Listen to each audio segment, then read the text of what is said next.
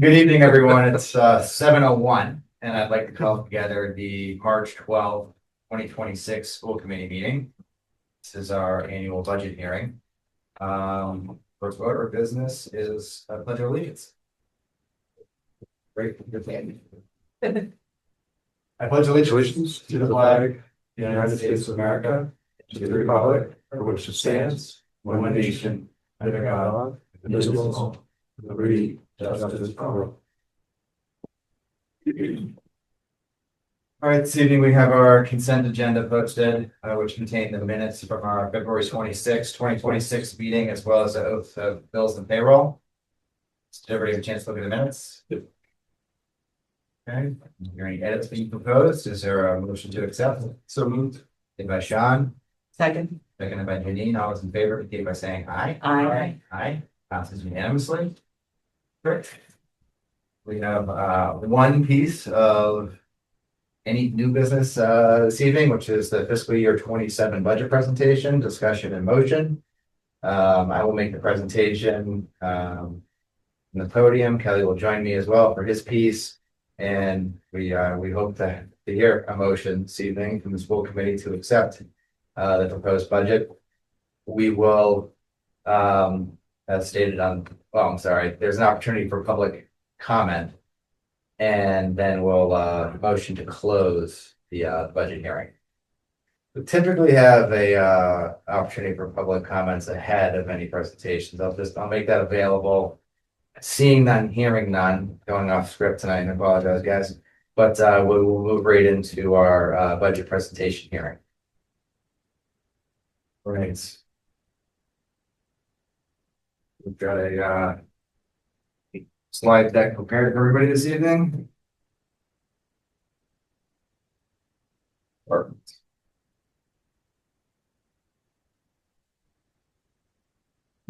All right. So.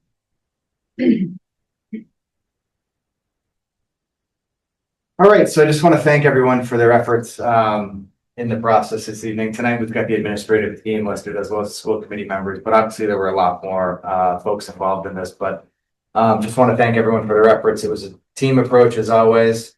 And once again, I believe we have a successful budget to share with everyone this evening. We always like to start by reading the district's mission statement. It's actually much longer on your slide than it is on mine, but I'll read it off the prompter. The mission of the Littleton Public Schools is to ensure that every student is supported, reaching their highest potential through a commitment to continuous improvement. We achieve this by setting clear policies to provide strong governance and support equitable practices, preparing and managing a responsible school department budget that aligns resources with student needs, and providing thoughtful evaluation and guidance to the superintendent. Together with the community, we strive to prepare all students to be critical thinkers who are engaged citizens and lifelong learners. And annually, we reflect upon the district's values, which are respect, responsibility, integrity, and accountability.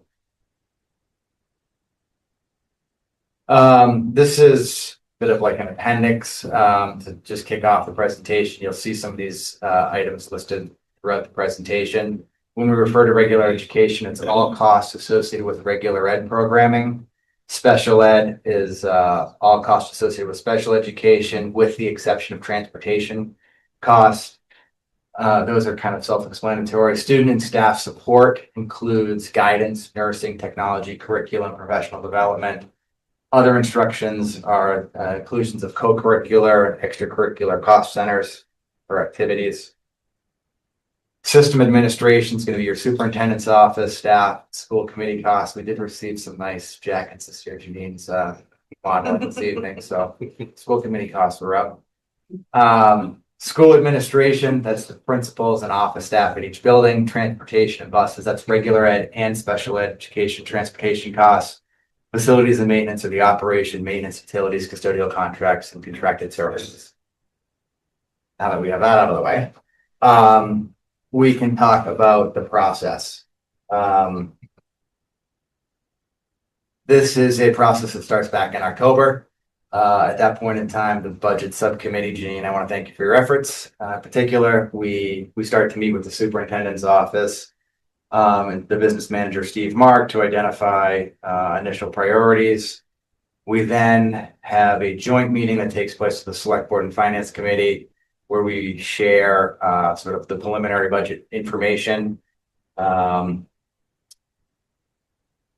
At that meeting this year, that was the meeting where, they were forecasting. We had asked, what's the number that you got a placeholder for us? And they said something like 3%. Oh, geez, I think we could probably work with that. That's good to know.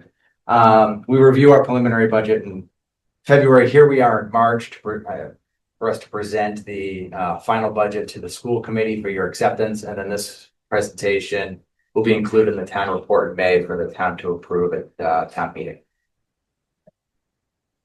Tonight's budget presentation is more so on the process and how we accomplish the sort of pulling this all off again, and how we solved for a particular problem this year, as you'll see as we get through this. So we started the year, if we can reflect back on the appropriated budget for 2026 to the tune of $26,393,579. Our initial forecasted budget included an increase of $725,911, which comes in at an increase of 2.75. We felt really great about that, coming in to the 3% mark. And our initial ask was $27,119,490.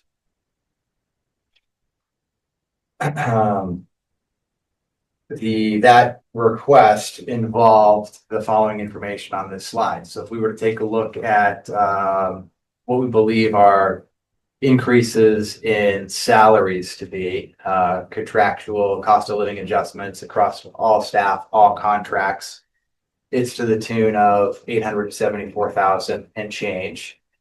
We typically offset those salaries, as we're showing here tonight, with a $550,000 offset, and those funds are from our school choice account, grant funds, pre-K tuition, and we arrive at a net salary increase projected for 2027 of $324,724. The next four items listed are operational increases. Busing should sound familiar to everyone. This is part of the phase-in approach to shift start times later and go from a three run to a 2-run. I was wanting to make sure I get that right. To the tune of $134,000. The curriculum materials adjustment of $150,000. The school committee received a presentation this year, as we typically do annually, on our curriculum review process. That process involves planning, researching, implementing, evaluating, and supporting our curriculum. And we felt like that particular line item needed additional funds to support those operations over the next 3 to 4 curriculum review periods. We had identified a need to increase our line item as it relates to substitute costs. Substitutes have been hard to come by, and the going wage for substitutes needed to be addressed to try to attract and retain substitutes. And then the schools have put together a wish list to the tune of $42,000 for additional supplies. There was a request to go with color copiers at all the buildings. And that brought us right in at the 2.75 increase. And then we got some bad news. So then when we met with the finance committee and the select board, identified that there was a fiscal year 27 budget for the town. They asked us to lend a hand in helping solve that issue. Our ask was to reduce our appropriated amount by $600,000. We got back together and we put the following plan in place. I'll note that we don't have $600,000 of cuts proposed. What we have are $600,000 of revolving fund usage, which I'm going to detail for you.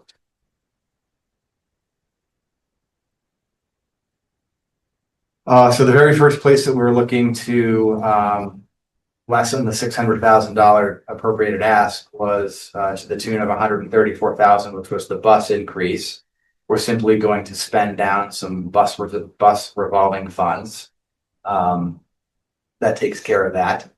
The $150,000 curriculum materials charge still going to occur in 2027, but we're going to spend that down by cross-referencing some Tigers Den facility, implementing a Tigers Den facility charge that historically had been in place and has not been in place since it sort of reopened post-COVID.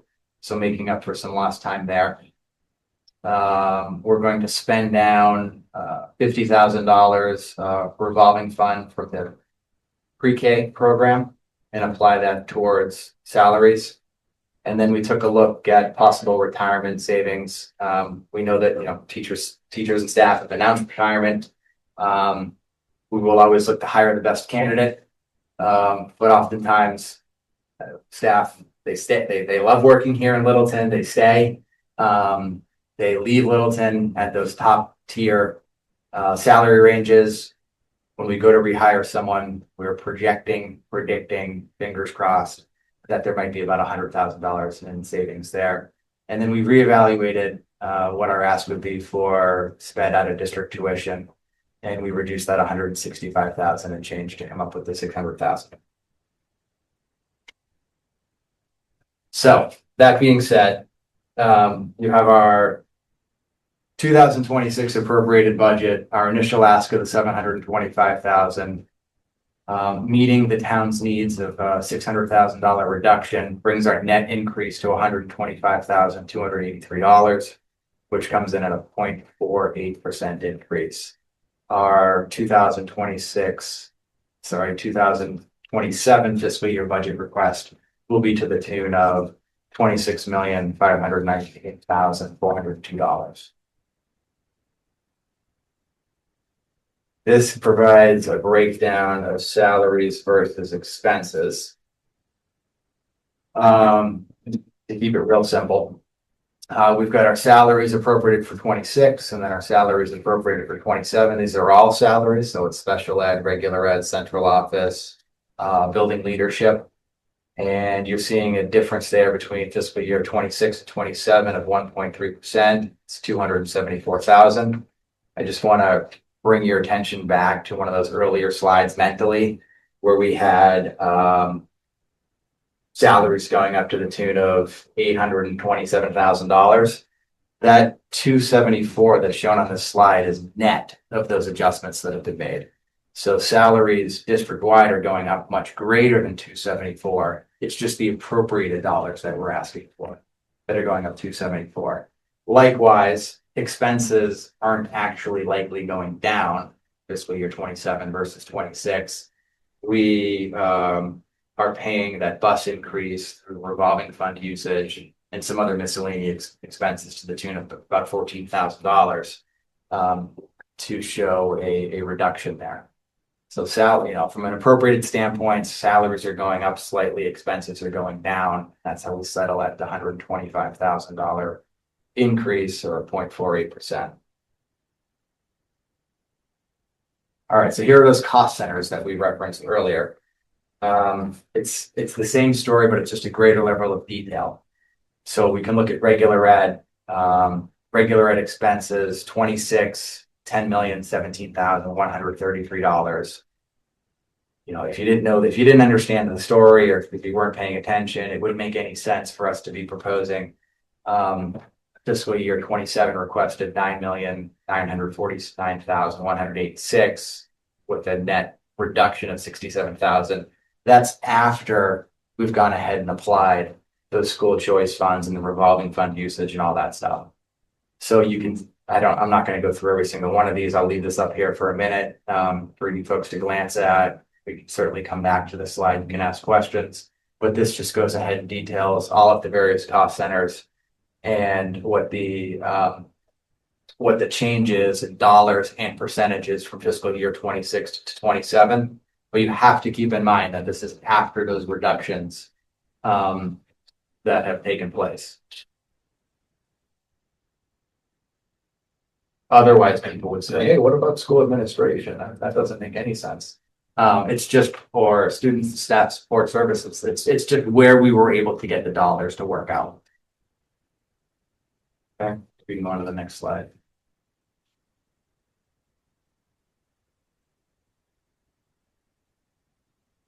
All right, so what we've covered so far are the appropriated funds. That's basically taxpayer money. This is sort of I don't want to say the other half, but it's the other $5 million of the school budget. So these are the forecasted expenditures out of the revolving funds.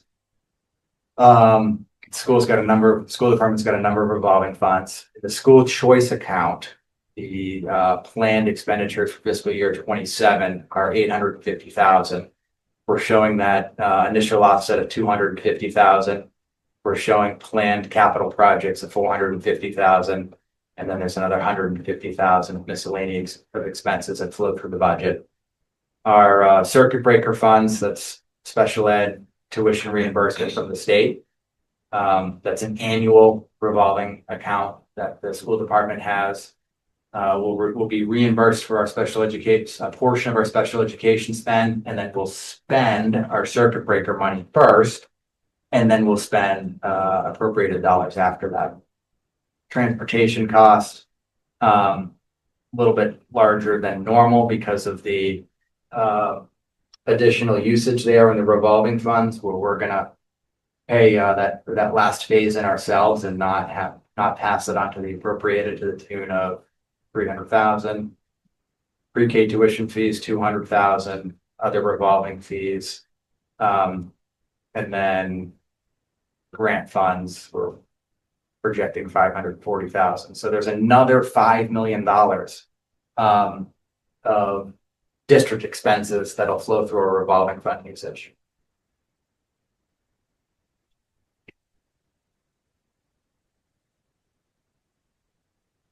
Which brings us to this grand total of fiscal year 27. The total budget for the school department is 31,000. No, that would be nice. $31,001,244 with a breakdown of appropriated and other funds. The appropriated fiscal year 27, $26,519,402. And then, as I just detailed, the other fund usage and revolving fund usage, $5,068,307 for the grand total of $31,587,709.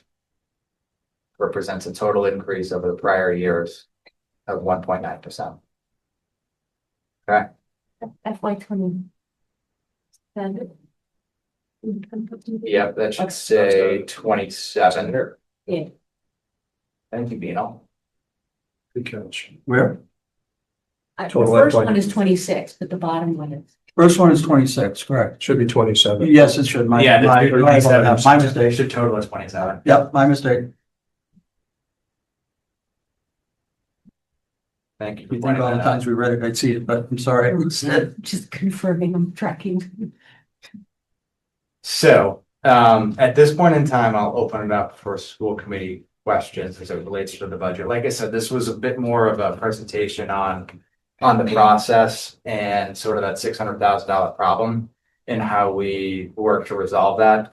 The use of revolving funds, if you've seen in the news or talked to other districts, it's a pretty popular strategy. Everybody's in a bit of a budget grind. We're fortunate to have had these revolving funds. As we've alluded to in previous meetings, this is not a sustainable strategy, but it is sustainable, thankfully, for fiscal year 27. I would project that it could help us a great deal in 28, but not much more than that. And I know the town's really working hard to hopefully solve the revenue side of the house, because the expenses at this point are a bit what they are. You've seen other school districts locally have to reevaluate their spends and look to shrink their districts. We hope to not be in that situation. Kelly will say, not my problem. No, I'm just kidding. I wouldn't wish that on anybody. No, we don't want to be there. And that's why you know, I do want to thank the town for their continued support. It is still a great deal of money. And yes, we were fortunate that the ask was only 600,000 and that we had the money and that we're able to, you know, run the show again. I like to say, like, we every year, you know, 180-day show. With the, you know, everything that we've heard this year, Kelly's going to go through in greater detail, but all of the wonderful presentations that we've heard and then make it even better for next year. Junie? Could we go back to slide 20, please? And I know that we put solid work into this and Which slide? Slide? number the proposed budget cost center summary appropriated funds, number 20. Yeah. Yes, that's the one. So, and you touched on that this FY 27 change is not taking money out of budgets or putting it in, like we're not raising the school administration budget by 77,000 and taking $196,000 away from special ed. But so can we just restate maybe what these numbers mean in this requested and change columns, just to make it very clear that we aren't doing that? Sure. So I think what you probably want to do is jump back to, I'm wondering how you're referring to this as slide 20. Oh, I'm so, well, it's because on my On your list. packet. If on you go my to slide packet. seven, Presentation number. yeah. If you go, Steve, if you go to slide 7, Now we got. this is 10,000 foot view, but I think this is what you're getting at. Yeah. Is Yes. is we are going from 26.3, almost 26.4. We're implementing $725,000 worth of increases for next year to the tune of 27 million bucks. The issue there is that you're not seeing all 725,000 get passed through the appropriated because the town asked us to spend some of our revolving money. So So it's, the slide that you're asking about is net of that revolving fund usage.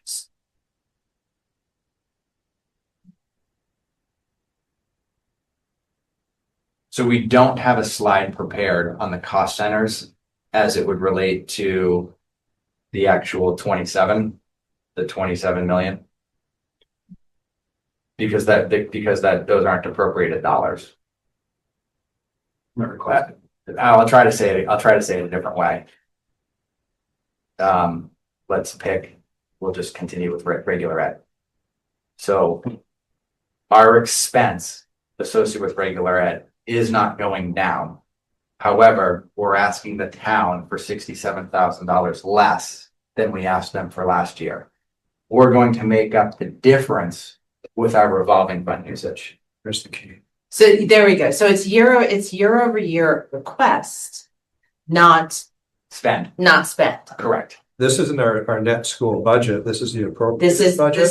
This is the request, not the final budget. Right. So there's Hence, money coming in yes. from our revolving Yes. funds to support To those funds. support those funds. Right. Yes. Correct. And, Yes. and like, Gotcha. you know, if we were able to take the 600 grand and just equally weight it across, it probably would be like, it would make more sense, but we're not able to do that. Yeah, Because the revolving fund usages have to get spent in certain places. Okay. So in some areas, we're able to, you know, apply a large portion of revolving fund, like in regular ed, for example, or, and we aren't as it relates to, say, system administration. That could be good in the introduction. Well, this Oh, is, oh, this is the yeah. presentation, so But if I we have missed it. to, if we have to do it, okay. If We're we not have doing it to, again. if we have to do it at town meeting, Yeah, If we're asked. Yeah. I. noted. Yeah, I just feel like, you know, saying at town meeting, so, you know, there are restrictions.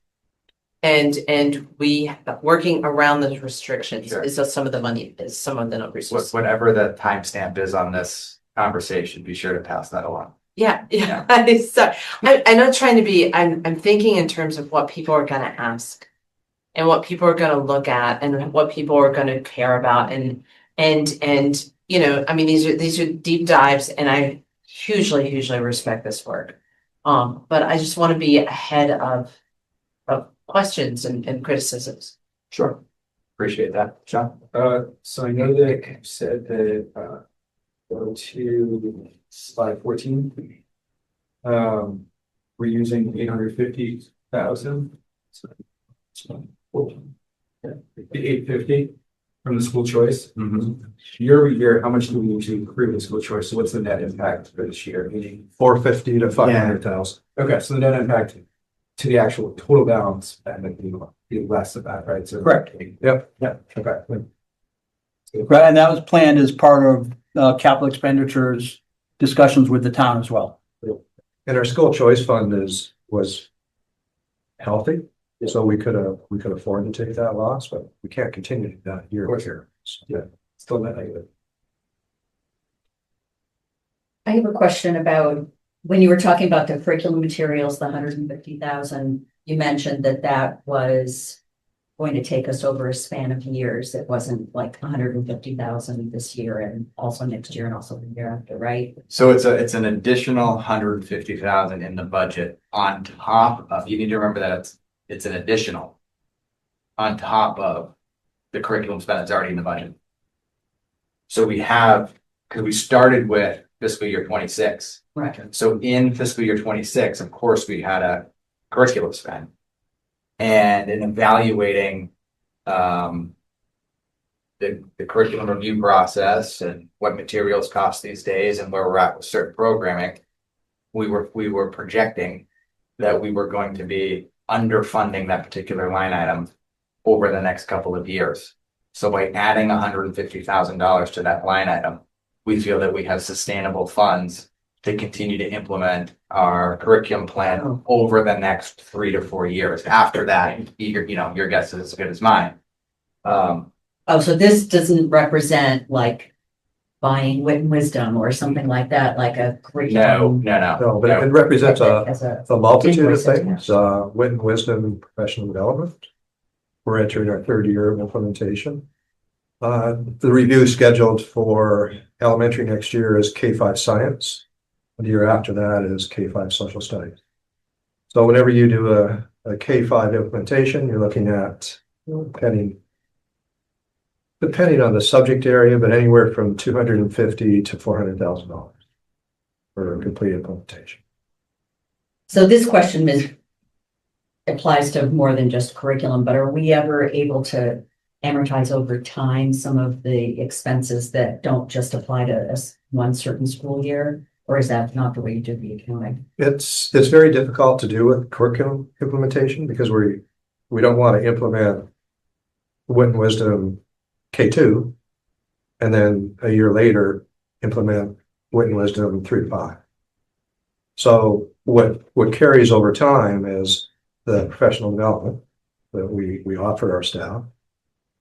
Any other resources that we identify that need to enhance the curriculum or the resource that we've chosen. So there is a bit of latitude. I mean, when we're looking at online resources, supplemental resources, we usually sign 3-year contracts. So in that case, that some of this money would be part of a 3-year span. So you would only count a third of it in this year and then another third in the second year and another third in the third year. Potentially. Right. Sometimes we get a better deal if we do it 3-year than if we do it each year. So we weigh that. And sometimes you get a better deal if you pay it. Correct. Yes. Yeah. So there are variables. Just clarifying, I know you said, putting the show back on, staffing levels are level year over year. Yes. If you know this offhand, and if not, that's totally fine. The $5 million in revolving fund versus what it's been last year and previous years, versus appropriated. So I'll say it's probably $600,000 greater because of the planned revolving use spend down. Okay. But I think the other usages there are typical. If you think about our circuit breakers, pretty steady. Transportation costs, that piece of it is pretty steady, but we've got the extra 134 in there. Tigers Den food services. that's kind of had some changes over the past couple of years with the mass free lunch program. Yeah, I mean, it's the revolving fund. By definition, right? You take money in, you hold on to it for a little while, you know, then it goes out the door. You Yeah. don't really want it to go out the door and leave yourself with a balance of zero. Yeah. Because in the event that an expense pops up, you gotta have something there. But the intent isn't, for the district to really be, you know, accumulating massive amounts of money in these revolving funds. They have these specific purposes. Right. And then is this all sort of revenue coming in next year, or this is also? So these are the reserves? planned expenses. Okay, Okay, we will have an idea, like once the school choice seats get filled, as to what that revenue will be. We'll have an idea when we close the books fiscal year 26, what our circuit breaker reimbursement will be for 27. okay, You know, Steve's already looking to collect bus registrations. So, you know, As we all. You bet. but as he'll tell you, we won't know that final number until 2 days after school starts because people are gonna register late. So true. So, you know, based upon historical data, we've got a pretty good idea Okay. of what the usage has been. And in theory, we try not to spend more than we take in because then it's not sustainable. right, This year, we're definitely spending more than we're gonna take in as it relates to revolving funds in total. Okay. Because of this extra $600,000 spent on. okay, right, and to the point of, we can sort of weather it for 1 year, but not sustain. Correct. Right.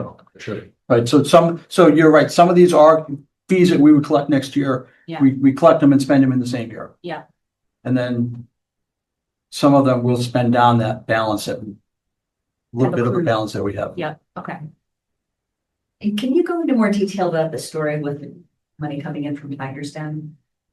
Sure. Like there was a delay and then we are collecting it for Yeah, so- next years? Do you want to? Yeah, you want me to talk about it? Sure, go ahead. So, before COVID,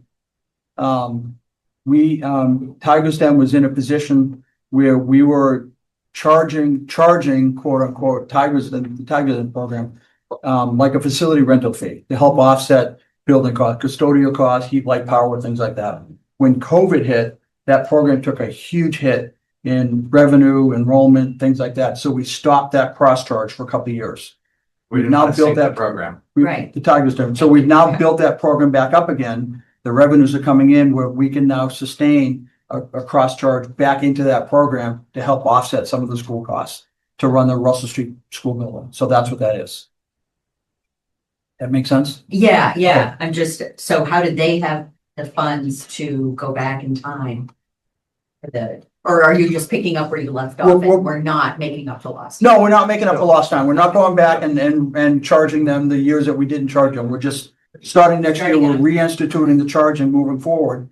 And then, we believe their program has, sufficient coming in the foreseeable future to sustain that cross charge, for a number of years. And a number of years ago, we were considering leasing a building or building something with Tigers Den so to have more space, so that we can take more students in. But that obviously never came to fruition. We had a little bit of extra money. I think it's important to note that, I mean, as a leader of this district, working with Steve and the school committee, everybody around us was cutting a lot for the past 5 years. And as a result of that, we became very conscious about every nickel we spent. So if there wasn't a good need for it, it didn't affect programming or affect the education our students were receiving, or we created efficiencies. For example, going out to bid on a project, it's a $300,000 project, might be able to save $50,000 if you take your time. So we've put everything we can away, knowing this day was going to come.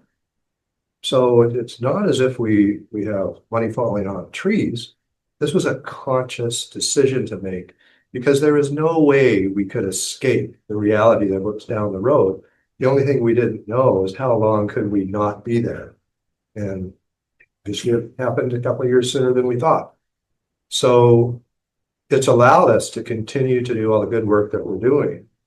And, my hope down the road is that we work closely with the town and figure out where we are early enough. Because we need to have sufficient revenue from the town to continue doing what we're doing, because these funds can deplete very quickly. Steve, what was the annual historic cross charge to Tigers Den? Before COVID, it was $125,000 a year. And So we've we increased pushed to on $150,000. No. Inflation. Custodial costs are up, supplies, and materials costs are up, yeah. I didn't think it was that high. That's why I said, make up for a little bit of loss. And Tigers Den has a revolving fund account for the purpose I described previously. And also that program is so successful that I believe there was a thought a long time ago, like maybe Tigers Den would even have its own facility. Right. Like maybe we could get Tigers Den to the point where it was a self-sustaining operation that didn't even take place inside one of our buildings. And I think that we're pausing that dream right now, and we're spending the Tigers Den down to 150 and implementing that cross charge back. I mean, a lot of it depends on the capacity of the Russell Street School, they still have space for it, so. But I can imagine if enrollment goes up and then you need that space for classrooms, that's gonna open up a position. Correct. Staffing is a big issue. Trying to get staff, you have to certain ratios you have to maintain. So trying to get staff to work the odd Tigers Den hours is a challenge. It's before Right, school before and and after after. school, and it's hard. It's very hard to get staff for that. Inspection. I don't know if we still hold that distinction, but my family had the longest run at Tigers Den, including somebody who ended up working there, who had gone there. Well, let's talk after and let's do some research and find out. Yeah, Yes, so I don't know if any other family has beat our record, that's but great. highly invested in Tigers Den. It's a great program. It is, it's fantastic. It's life-saving. Sounds like you should endow, I know, right? Like I should make like an Give annual. them a gift. best I would love to get a plaque made. yeah, yeah. Any other questions from the school committee members on the budget? No, just thank you all for all the hard work. Much appreciation. This is brilliant, Justin. This is a lot of work. Thank you. And Steve, wow, well done. Yeah, I want to thank everyone's help. I also want to just acknowledge that there was a really nice working relationship with the select board and the finance committee and the town administrator's office as well during the process. So now it's a real challenge for us to receive news that we're only likely going to be working with an appropriate increase of 0.48%. That was a tough pill to swallow. But everyone, worked graciously together, and we've got a nice plan here for 27, and we're already working on 28. And we're optimistic that the situation will be a little bit rosier. Okay. Well, if there aren't any other questions, there's still more to the presentation, but the numbers are in front of you this evening on this slide. And I would be looking for a motion to approve the 27 appropriated and the total spending authorization. Would you mind reading it out for the minutes, please? Just reading off the total amount we're gonna. It's right there for you at the bottom of the Oh, slide. thank you. Been provided. Move to approve the FY 2027 town appropriation request of $26,519,402 with a total school spend authorization of $31,587,709. That's a motion made by Sean, Second. seconded by Elaine. All those in favor indicate by saying aye. Aye. Motion passes unanimously. Thank you very much. Thank you, everyone. All right, so now that we've got the budget taken care of, we can talk about upcoming concerns. So, and happy to have an ongoing conversation here as well. But as we sort of close that chapter on the 27 budget, we've now got to try to live that budget next year. And obviously, inflation's a factor. Everyone has experienced the cost increases associated with natural gas, food prices, electrical costs, salary increases, contractual costs. We're in the process of negotiating a couple contracts right now. We've experienced an impact as on our busing, and then every year there's a cost of living adjustment built into that as well. What year are we on for the busing contract? Three, Three I think of this is five. this is year 3 or 5. Yeah, 3 of 5, so a little bit of breathing room there. But obviously, year 6 would be a big concern. And then Steve works very diligently on the service contracts related to the upkeep of the buildings. I alluded to it earlier that we've had a nice working relationship with the Select Board and the Finance Committee. But as Janine said earlier, we got to go to town meeting. We need the town support in this budget. So we're, a concern. It's not really a concern of mine. I believe that Littleton's a community that values education deeply, but the support for our appropriated funds, future negotiations, and obviously our ability to maintain those school choice seats, associated revenue. Every year we take a look at the school choice seats, the school committee. I don't know that we technically vote those through, but we give the superintendent the nod. Those look good to us. We want to maintain to be, what I'm trying to say here. We want to always be a district that attracts outside residents to our school district because we're top performing. And then we have to have the seats in the classroom as well. And people will say well, with all the housing going on in town, we're going to run out of seats. But the reality is every year, folks are graduating as well, and their parents don't necessarily move out of town, right? They're squatting their houses because they got nowhere else to go. So we actually need houses to maintain level enrollment. So we've actually been doing quite well there. Other impacts on the classroom, such as transportation costs we talked about, regular and special ed programs. The district's done a really good job of evaluating our special ed programming and trying to bring a lot of students back in district when we can provide a solution for them. These are students obviously that live in town, they're among their peers.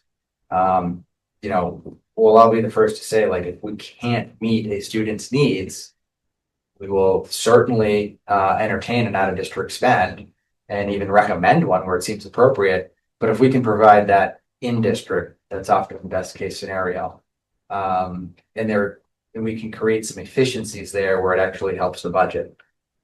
Capital funding concerns, we've taken a look at those this school committee year. There are some lower ticket items which we're addressing in the near term, but there are some bigger ticket items such as roofing, the roof projects at the high school, middle school, and Russell Street, boiler replacements, and then as we talked about earlier this year, and really where this $600,000 need arose from was related to the town's health insurance costs and other employee benefits obligations.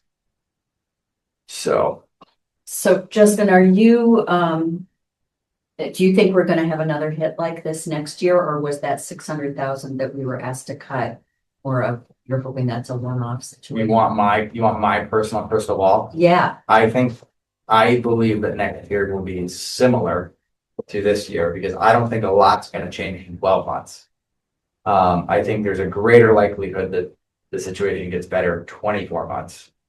So I wouldn't be surprised if there was a similar type of presentation made next year, where we had some revolving spend usage, and perhaps we might need to even get more creative with the budget or tighten the belt somewhere.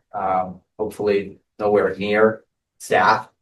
And I'm optimistic that by the time fiscal year, I guess it's 29, I'm talking about 27, 29 rolls around, that there'll be a little bit more revenue on the town side. And every department's going to want it. And every department's in theory going to need it because everyone's operating at sort of level services and have been. And by the time that revenue comes on board, people are going to be like, we're just barely been getting by these past couple of years. That's going to be the talk from everybody. But yes, to answer your question, I don't think the situation drastically different 12 months from now. And then, with gas prices suddenly going up, we've got a bus contract. But so does that mean that the busing company has to eat those increases with the gas, or is that gonna come back to us? It would come back to us. There is a fuel clause adjustment in there if it goes up by a certain percentage based off of benchmark industry. But it's kind of like a spot market, so they look at it once a year. So maybe by the time they look at it, it's back down. So it could come back and hit us. We have been hit with fuel charges in the past. They haven't been significant, $10,000 or $15,000 or something like that, which isn't really significant over a million for contract, but yes, it's possible. Steve, would you be able to send me the 10-year capital plan? Maybe? Yeah, absolutely. Yep. Yeah, It's it's a big giant crazy to spreadsheet. think that like fuel is probably not a big component of the $1.4 million bus contract, right? It's the vehicles, the drivers, the insurance, the overhead, all that stuff. Yeah, gas prices are up. We'll see. No, I'm hopeful that that's not a long-term problem, but see.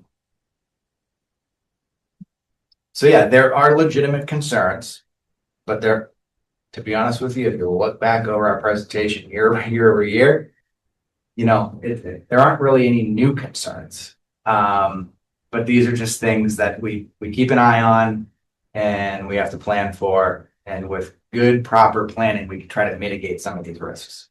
And we're also hoping to get MSBA funds for some of these, like the roof project. Correct. So the plan is in FY 27, January, February timeframe for FY 27. We will reapply to MSBA for the high school roof project and try to get matching MSBA funds. They do that every 2 years now and not every year. So if we can get some matching funds from MSBA for the high school roof, that might mitigate some of that cost as well.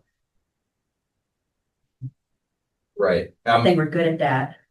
Yeah, I mean, that'll be absolutely, that's a godsend if we can get into those programs, because it's a big bill without them. It's a big bill either way. I'm fresh out of a meeting with some select board and finance committee members and talked about some of these projects in the MSBA program.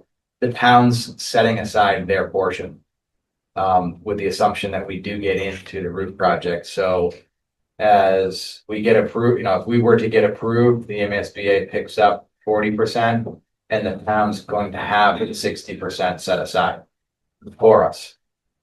So proper planning makes it a much easier pill to swallow. Right, and we've talked, I've mentioned this a couple of times, we've talked about the high school boiler. It's 25 years old, it's huge, it's cast iron. We had a couple of sections crack over the years. We've managed to find replacements. We were told a year or two ago we couldn't find replacements. And then this year when we had a crack, there were replacements available. We suspect what happened is some other districts or buildings upgraded their boilers, and so those used sections kind of came on the market. And so we still need to look at it. We still need to plan to replace the boilers in the high school, but it's not like a critical situation at this point in time. Is the expectation that MSBA funding will take 2 years to get through and then you'll be probably in 29? Like, how does that look? Obviously, it's not going to be as Typically, I think with MSBA, with the accelerated repair program, you apply in January, February, it gets reviewed. You get notification like in the October, November timeframe. Okay. And then I believe you have a year to do those projects. So, yeah. Yeah. That's good. Thank you.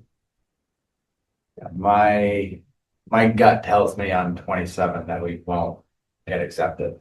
Or, you know, when they look at the age of the roofs of all the applicants in that program, you know, they'll be like, Littleton, your roof's fine. Is my guess. Yeah. I'm Wait optimistic. and see. Steve's optimistic. Do they wait until you're using the waste baskets to collect the leaking water? I think the issue is that, you know, there's 40 applicants, everybody's got buckets going at that point in time, and they're gonna. So, we'll see. I mean, having a plan is great, and then being able to execute a plan like such as the Shaker Lane School is wonderful. So. think that wraps up the budget concerns. Yes, sir. And also wraps up my portion of the presentation. So I want to thank you very much. I get to turn it over to Superintendent Kelly Clenchey, who has the honor and privilege of talking about our accomplishments and how it relates to the budget. So thank you very much, Thank Kelly. you, Justin. The podium is yours. Really appreciate it. I'll have to thank Jason Everhart for that applause. Yeah, it was all you. Just change the whole vibe of one week.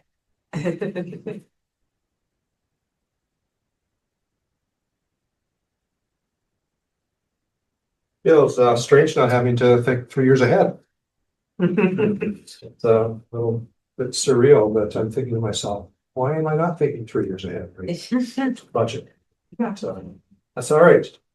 So I'm happy to report to you that the budget that was presented this evening allows us to continue to actualize our mission and actualize our strategic plan and allows us to continue to move our district forward.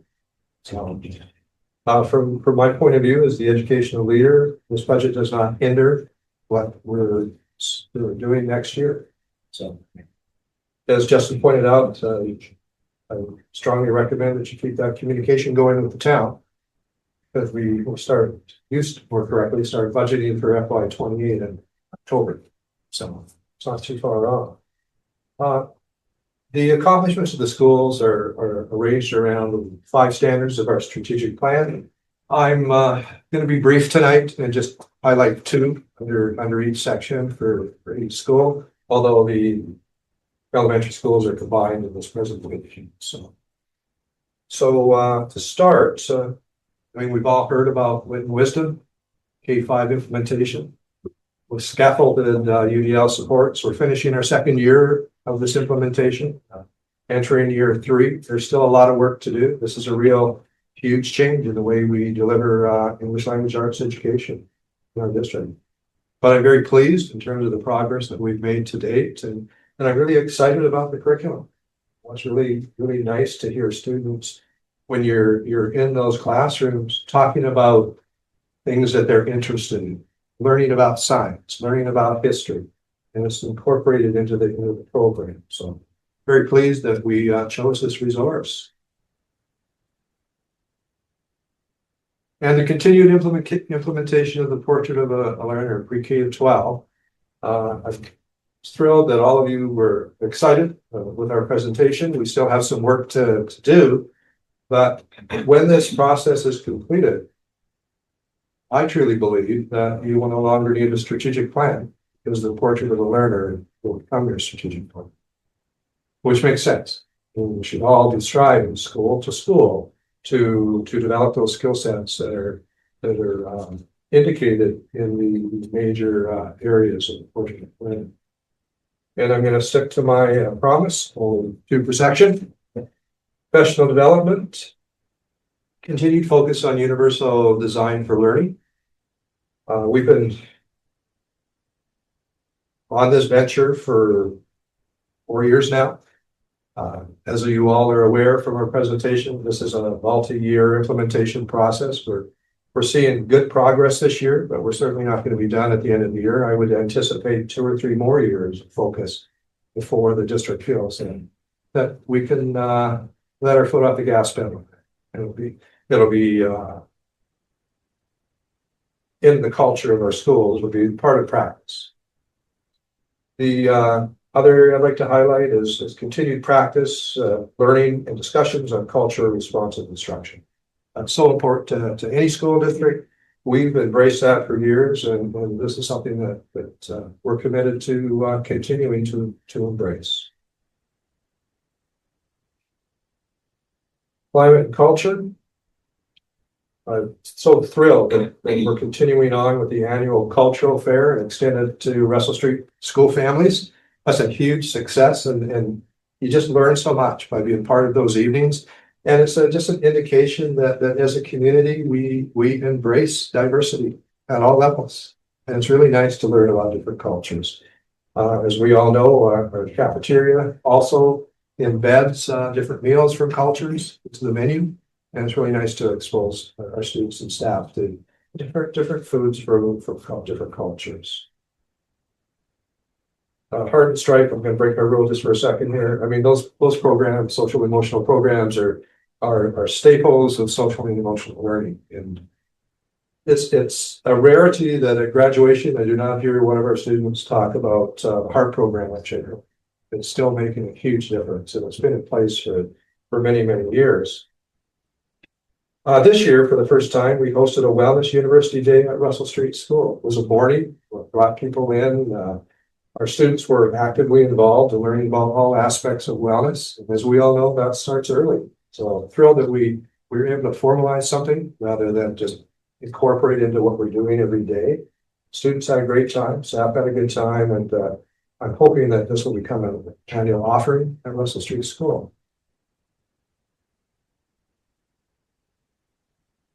Community and communication.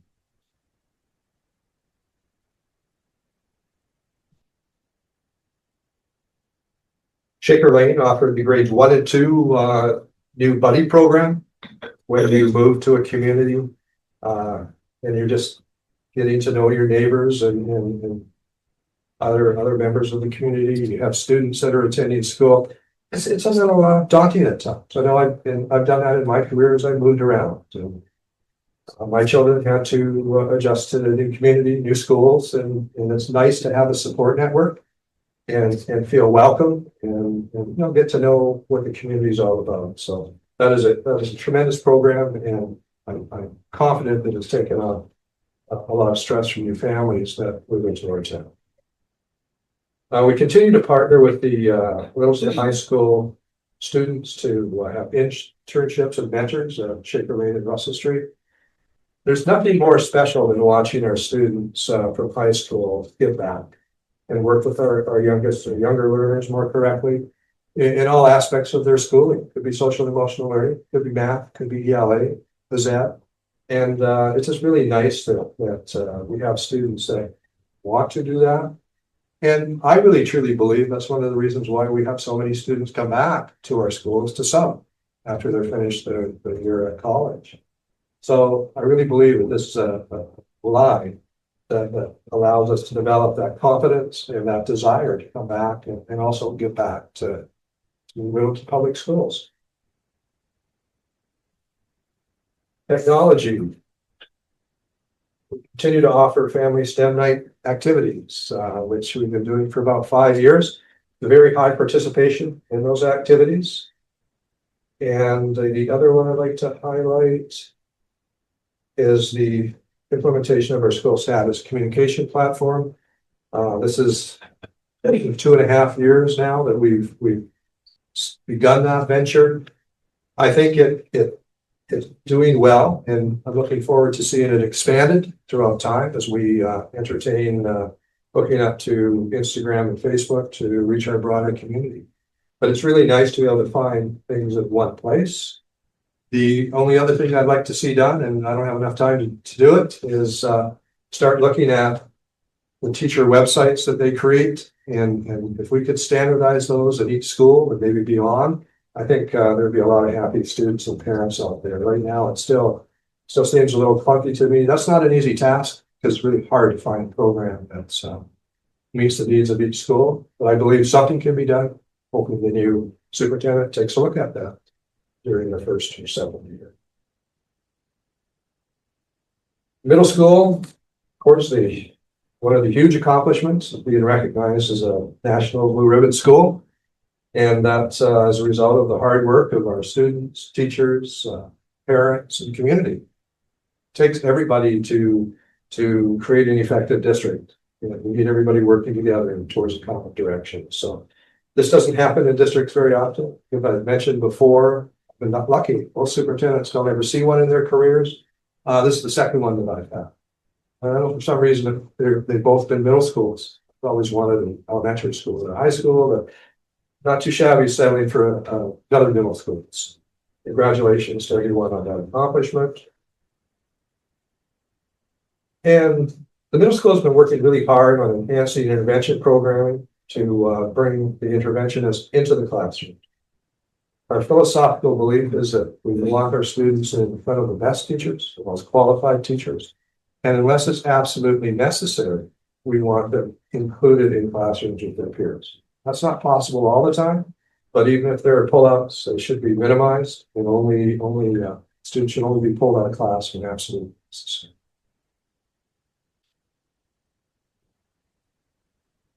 Professional development, continue to develop classroom structures to prevent and address concerning behaviors.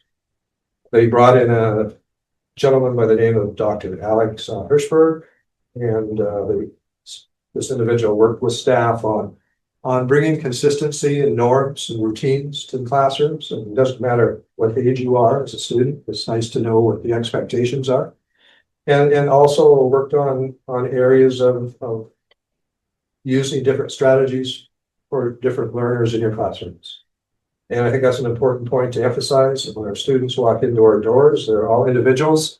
They're a collective group, but they have individual learning needs, and that certainly needs to be taken into account as we deliver education and engage them actively in educational opportunities. Culture, climate, continued focus on building connections with students to help them regulate when needed, and get them back to class and ready to learn, which is kind of a strange statement. But the middle school experience is the first time that they have that opportunity to go to different classes. And sometimes there's a tendency to take advantage of that time and not be in class as much as you should be.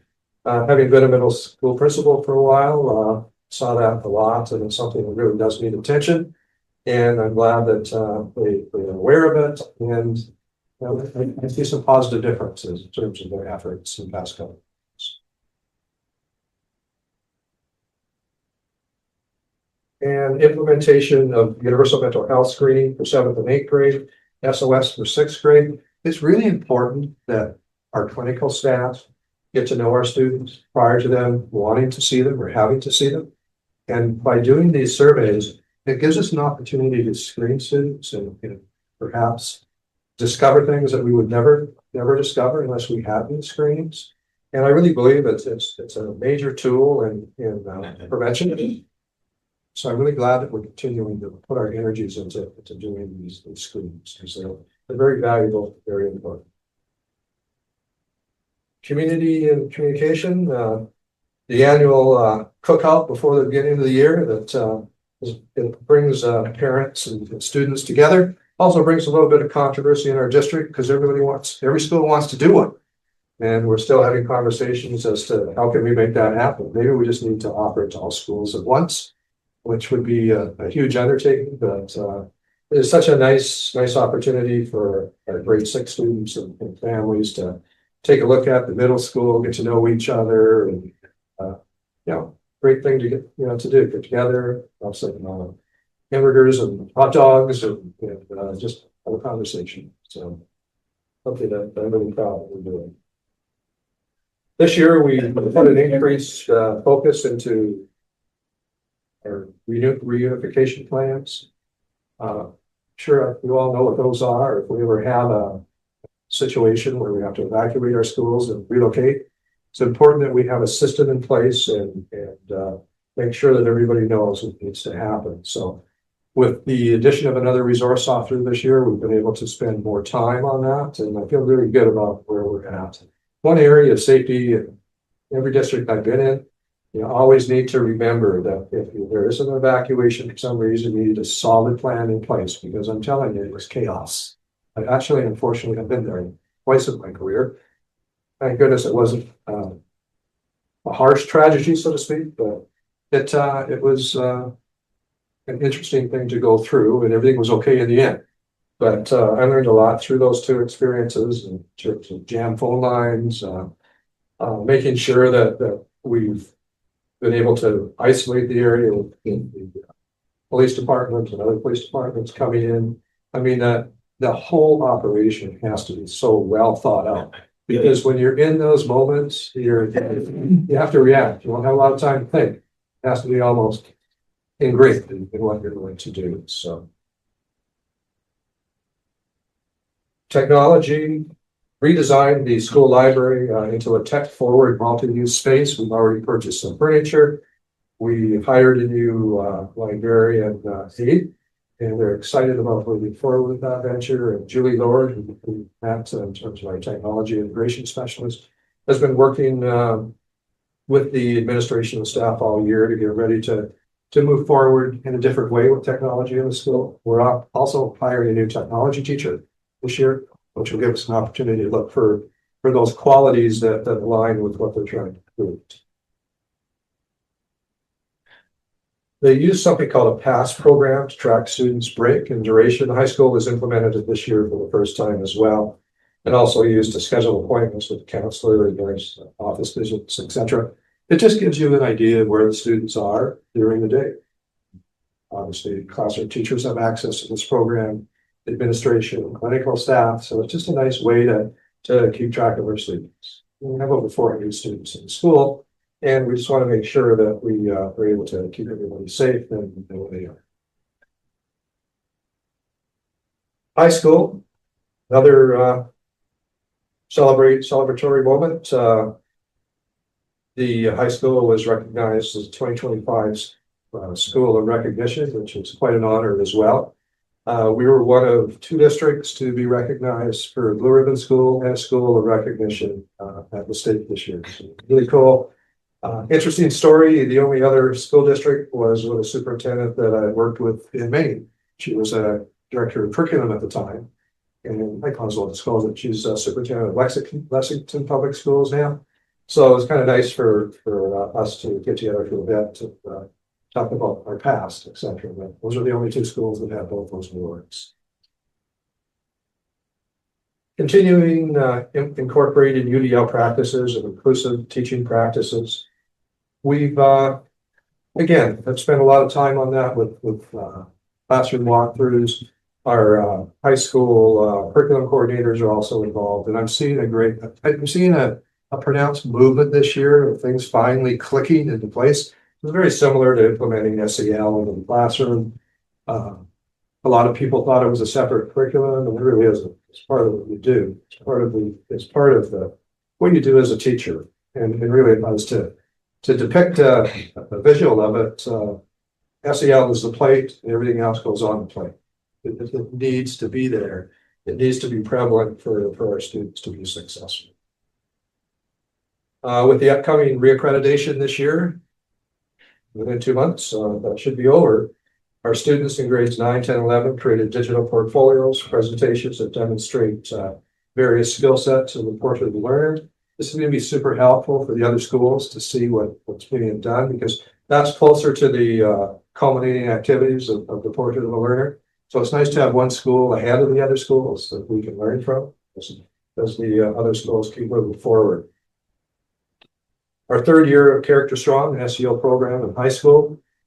I've talked about this a number of times with you. Year 1 was a little bit of a rocky start. Year 2, when we embraced student voice and more inclusion of staff and design of activities, it was a much better experience, and we were able to tweak it again this year, and it's working really, really well. So very pleased that's moving in the right direction, because that was a tougher implementation at a high school level.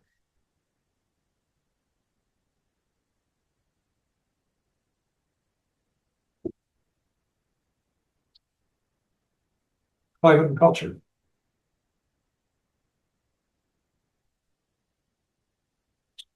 Continued universal mental health screening as well at the high school, which really has paid off. And our athletic participation, 300 out of 476 students played at least one sport last year. That's 63% of their population. And I would imagine almost all of the others were involved in drama or music, and some in both. So our students are very engaged in a variety of activities at our high school, which is so important. I mean, these are the things that they really truly remember after they graduate. I was an educator for over 45 years. That's hard for me to say, but I'm a realist. And those special trips that they take, the bonding that happens, that's what they really remember. They remember us as well, but those activities certainly come up first. I actually learned that experience when I first became an assistant principal. I was integrating in the community, and I was pretty young at the time, and going out, playing certain sports and going to events. And every time I would sit down with I very seldom ever heard about a math teacher or an English teacher. I definitely heard about the trips they took together as in this class. It's interesting how those things never leave them. It's part of who they became in terms of getting together, understanding the importance of teams and building positive relationships. And of course, our music concerts and drama productions are incredible. Every year they become better, and really proud of our fine arts program in this district. We have excellent staff and students that are anxious to take part in these shows and musicals. This all takes support from our parents and our community as a whole, because they cost significant money to put on, especially the professional productions that we're putting on. Community and communication. I've already talked about the reaccreditation in May of 2026. There's a lot of work that goes into that. This is I don't know how many I've been on. I actually used to be on reaccreditation teams years ago. And it was nice being on the other end of it. The preparation in order for the team to come out and evaluate the school is huge. I mean, it's not just a 2-week preparation, it's a 2-year preparation. So I'm excited to have the team come to the high school and get to know them, and also have them give us feedback on how we're doing as a high school. Our LHS student ambassadors help facilitate a workshop for younger students as part of the Playbook Initiative, Boston Celtics. I am so thrilled that we're still part of that initiative. It's usually a one and done. And this is our 3rd year of being part of that initiative. So it's pretty special that we have a group of students that are so committed to being part of the Playbook Initiative. Technology, one thing that continues to impress me is our student-led Tiger Tech team that works together. They're growing in numbers, and they fix computers in our district. They help seniors with computer issues as well. And I think we have over 30 students this year in the Tiger Tech program. And then we also developed the Sisters of Tech team as well, which is really cool. That's really thriving as well. Priorities for 26, 27. Strange talking about them, but it's essential. Direction needs to be set, and for the new leader, and then the new leader can come in and assess what we're doing and work with the leadership team and the school committee to decide what perhaps needs to be done next. So, part of my journey, I haven't moved around that often in my career, as you can tell, since I've been here for 15 years. But when I've always moved to a new district, during my entry plan, I've always taken the time to look at where the district has been the last 10 or 15 years, where it currently is, and where it is headed. That is so important, because you need to understand that culture before you come in and start building relationships and working with your leadership team, your staff, your community, and your school community. I mean, you always have to remember, when you come into a district, people are giving their heart in that district. And it's imperative that one offers a degree of respect it deserves. It's certainly helped me in my career as I've moved around a little bit. The ongoing assessment of district programming, we're talking about Port of the learner in that statement. And what I think is important that we all realize is we're preparing students for jobs that don't exist. And I think that's one of the many reasons why that portrait of the learner is so powerful, because what we're doing is we're instilling skill sets that are going to hold them in good stead no matter what they do. And in this day and age, they're going to have a number of jobs and perhaps change careers. And in order to do that, you need to be resilient. You need to value lifelong learning. And you need to be somewhat of an entrepreneur. And I'm not concerned, even though I was a generation that didn't have to do that. I think I see our students with some skill sets that I certainly didn't have when I was in high school. And it was very different back then. But now, I mean, you have to be open to new ideas, and you have to be open to new opportunities. So it's kind of an interesting time, probably a little daunting for our students, but you know, they are resilient, and I think that's a key word that we need to continue to use, to make sure that our students are ready for the future. We need to continue to emphasize student and staff wellness and enhance social and emotional learning. That is a key strategy to our success. We can't let we can't let go of that. I don't think there's ever a time when you can sit down and say, oh, we're done, we're good. Because as we know, issues change all the time. And issues, you know, some issues create stress. And everybody experiences stress. And to develop those skills to know how to deal with it. Develop those skills that allow us to rebuild, move forward, and believe in ourselves. It's so important. I read an article the other day about DEIB, specifically the belonging, because that was an addition to DEIB. And what I found intriguing when I read this article is that belonging is essential, but belonging by itself can be very ineffective. Because does belonging mean sacrificing your own belief systems or doing things to fit in rather than being an individual and being proud of who you are and what you have to offer? So I think one thing we need to talk about as we move forward is conflict resolution skills. There are ways that you can disagree with each other and disagree with the issue and still be fine with each other. And during my tenure in education and educational leadership, in my observation, that's the hardest thing for people to truly master. So I don't think that's something that one can let go. Emphasis on instructional practices, again, that integrate SEL and wellness, support inclusion, equity, diversity, cultivate belonging, advance growth mindset strategies in students and staff. That's so important. And we need to continue to reflect on our sheltered English immersion best practices. Our community is changing, and our number of students that require SEI services are increasing. And I think that's an area that we're actually just being reviewed on that, by the way, by the state. So this will be a good opportunity for us to reflect what we're currently doing and what we're going to need to do in the future, because those numbers of students aren't going to decrease, they're going to increase. So this is an area that we're just beginning. We're at the beginning stages of we've had programming for many years, but we didn't have a lot of students. So now that our students are increasing, we really need to make sure that we have a program that's aligned for K-12. So that's an area of growth for us.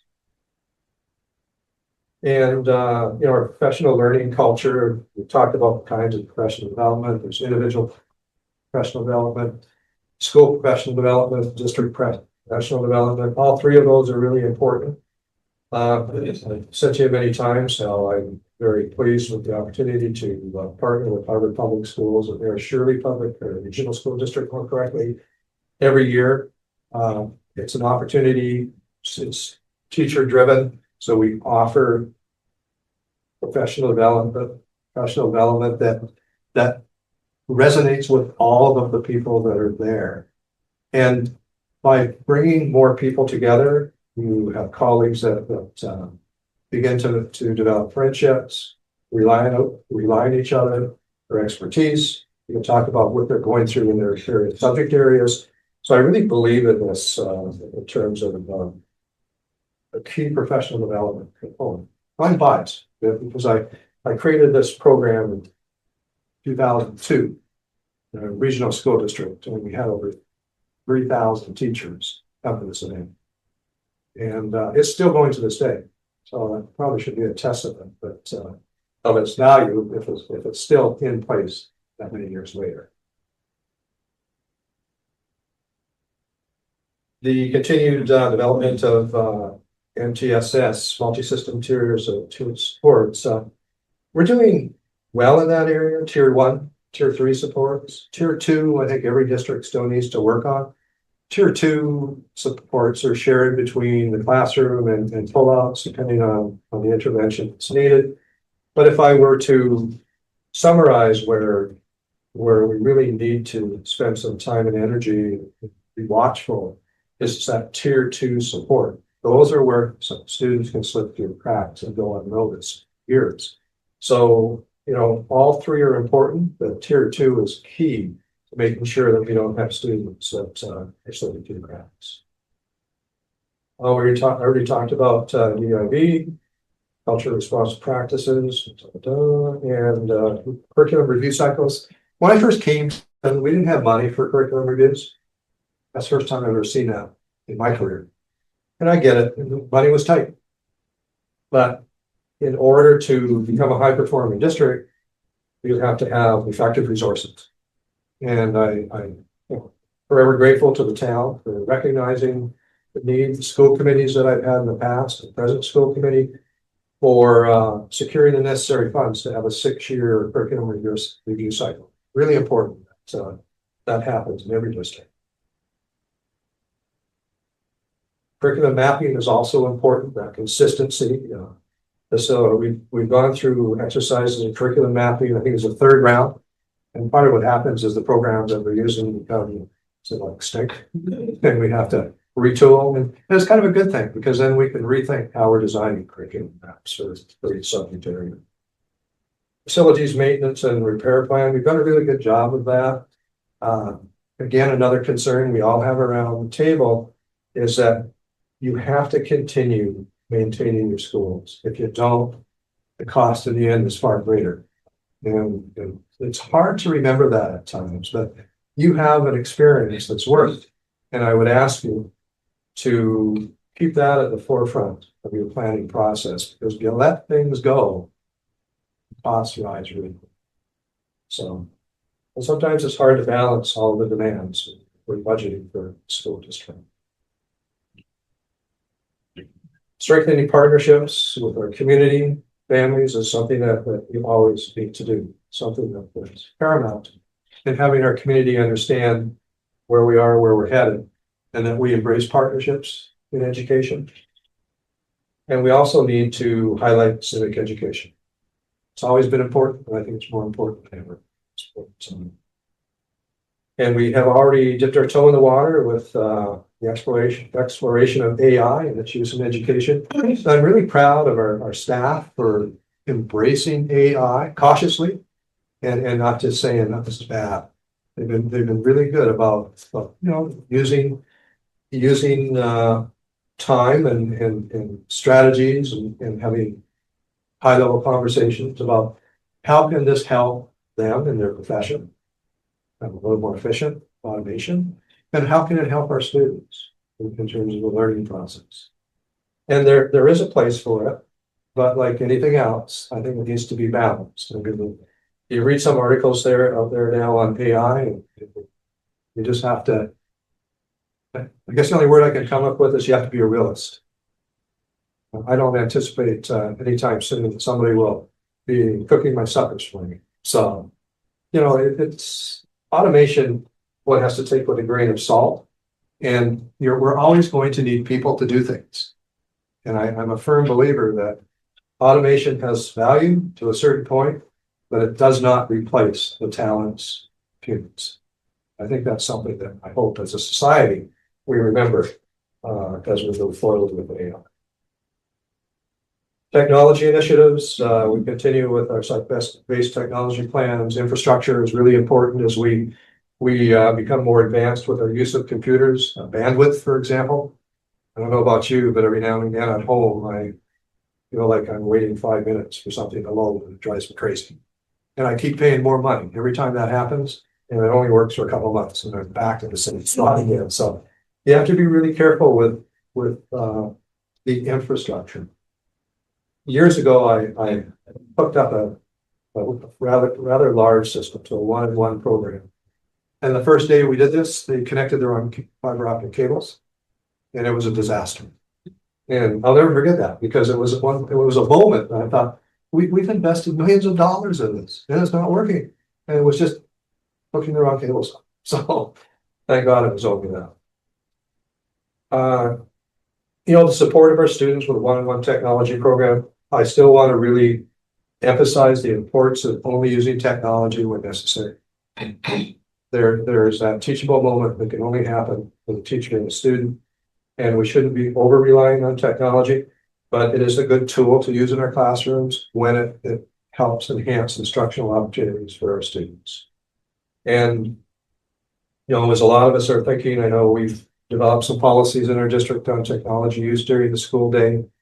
We really need to think about what do we want as an end product? I'd ask that you all think about that. Because if you don't give our students an opportunity how to learn to use technology responsibly, how are they going to do it when they leave our school system and all of a sudden they have everything at their fingertips? So I think there needs to be somewhat of a balance here as we continue to move forward. K-12 digital citizenship is paramount in the district, certainly an important part of our district. And the vertical alignment of STEM opportunities for all students, and we're hoping to have a greater focus on in that area in grades 6 to 12 next year with a reorganization making for I exit. And that's it. I think it was brief. Could have been twice as long. And there are some thank yous, as always. We have a number of groups that are listed on this page. We would not be where we are without their help. And so it's important to not only realize that, but celebrate the good fortune that we have that all these organizations are truly invested in Littleton Public Schools. With that, I'm open to any questions that you may have. We have to say thank you very much for the presentation, and well done. Thank you. Everybody. Well, I just want to say I really appreciate your continued focus on the portrait of a learner. Like, remember how excited we all were at that presentation at the last meeting? But I appreciate your planning forward, even though you won't be with us to see it through. But that's a very important initiative for this district. So thank you for highlighting that. And also UDL, I mean, it takes many, many years to really have that traction, and it requires sustained leadership to make that happen. There's a lot of districts I work with are trying to implement UDL, and I think they're all seeing the same thing, that it, just takes a while for the theory to trickle down into practice. So, Sure. But it takes that, again, the sustained leadership. So thank you for making that a focus, and thank you for articulating it into the future. Hopefully our next superintendent will pick it up as well and carry that all forward. I'm confident you will all make a great decision. So Well, thank I know it must be hard to start, to plan for the year that you won't be here. So I'm sure it was a little bittersweet putting this part together. it is, but I'm in a great spot. I love being a superintendent. I love being in education. And now it's time to refocus and spend time with my family and figure out what my hobbies are going to be. I know what they used to be.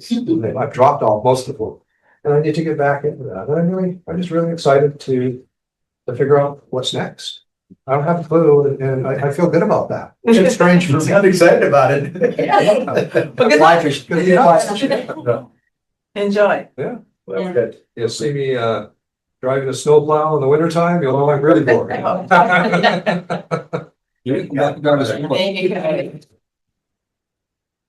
You hear Steve's suggestion?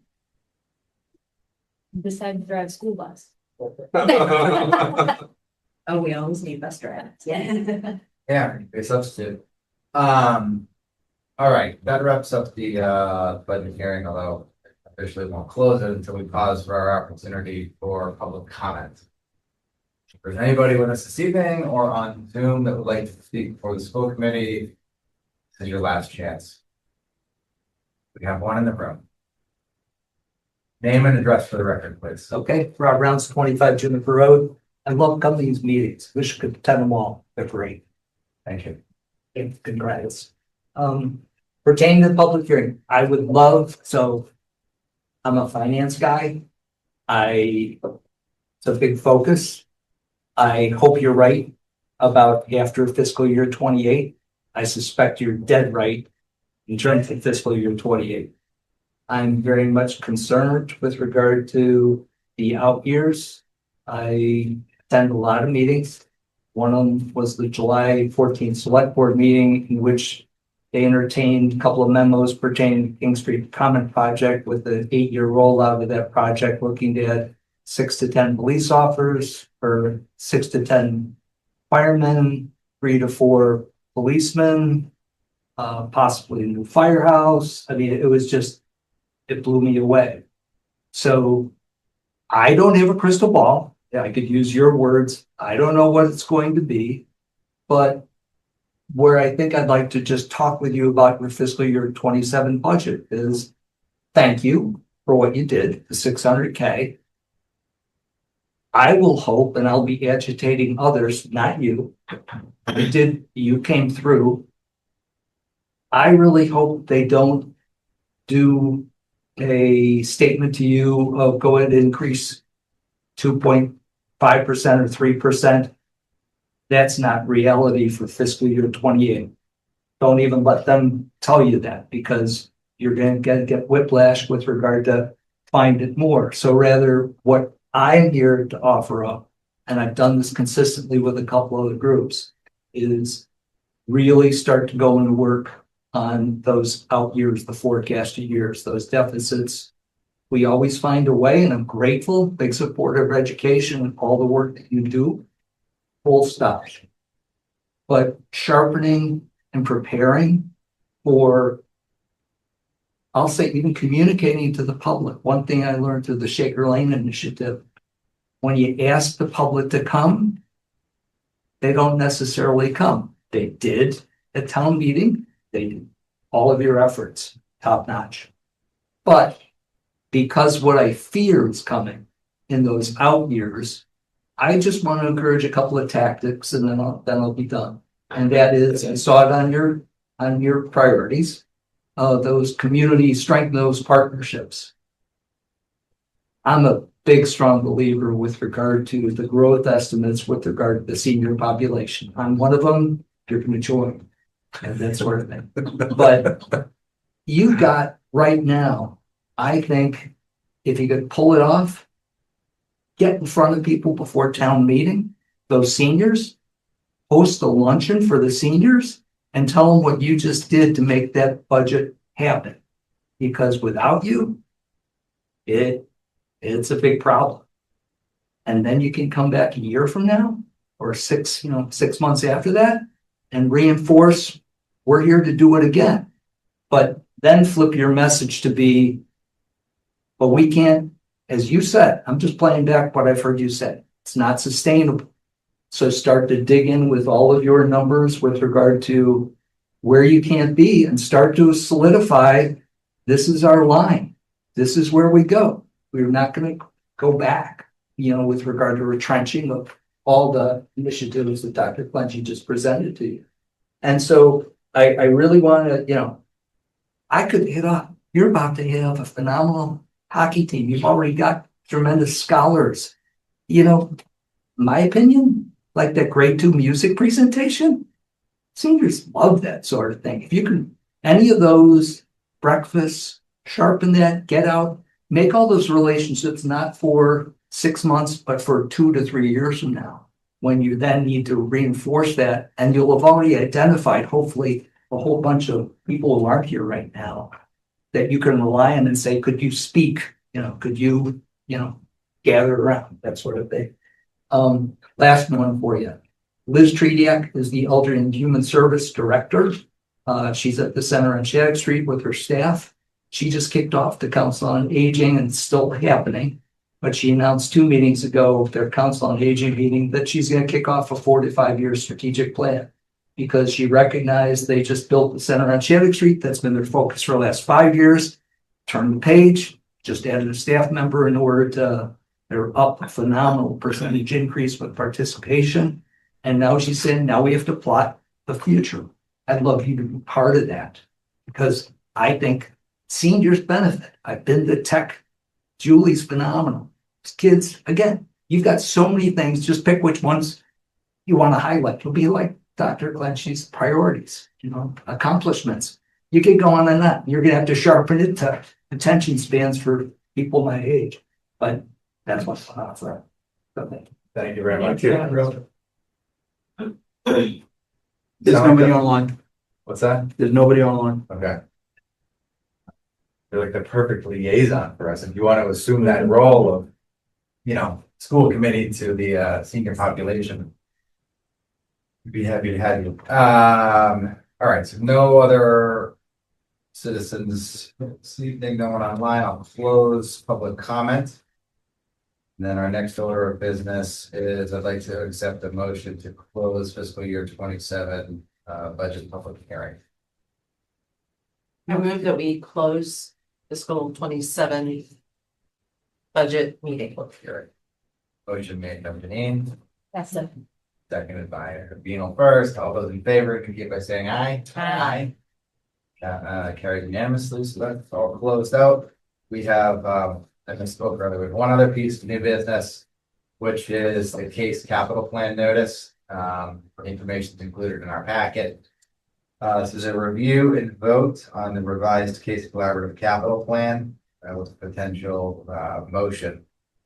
I think folks have had an opportunity to review this. I can essentially reiterate what the letter says, but wanted maybe Kelly, you're involved here. Yes, I am. Sure. So if you want to just maybe provide some context as to what the letter is about and Sure. if we take, as the letter states, if we take no action, we're essentially for it. So if we wish to publicly before, we can cast a vote for it or against it, but take it away, Kelly.